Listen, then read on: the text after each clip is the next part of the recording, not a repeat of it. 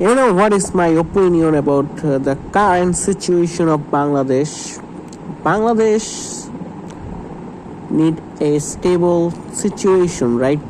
তো আমার মতে নির্বাচন তো এটার কোনো সমাধানই নাই।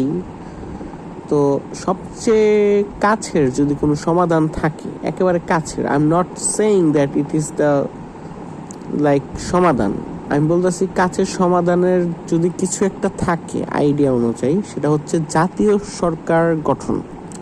For the reference I can say 18 সালে একটা হয়তো নির্বাচন হয়েছিল, 18 সালে একটা জাতীয় নির্বাচন হয়েছে, 18 হয়তো হতে পারে, যেখানে হাসিনার বিরুদ্ধে একটা ঐক্যফ্রন্ট গঠন করা হয়। সেখানে বিএনপির প্রতিনিধি, জামাত ইসলামের প্রতিনিধি এবং সুশীল সমাজের কিছু প্রতিনিধিরা একত্রিত হয়ে একটি দল গঠন করে এবং হাসিনার বিরুদ্ধে নির্বাচনে অংশগ্রহণ করে এবং অবভিয়াসলি সেই নির্বাচনে ভোট কারচুপির মাধ্যমে তারা হেরে যায়।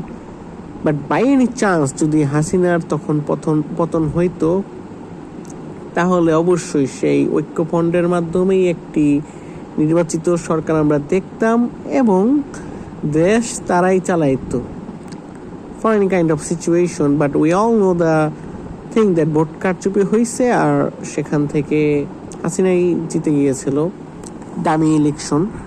যাই হোক, তো তখন যদি আমরা একত্রিত হয়ে এটা চিন্তা করতে পারি যে বাংলাদেশকে আমরা কিভাবে স্টেবল করব, কিভাবে সংশোধন করব, তো এখন কেন পারবো না?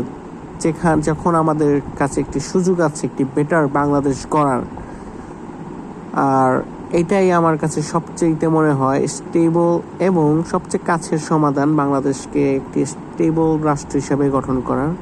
নির্বাচন you can try, I have no problem with the election, you can try with the election.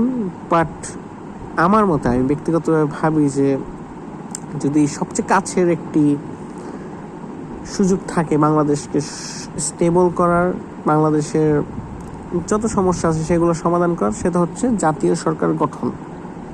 ধন্যবাদ।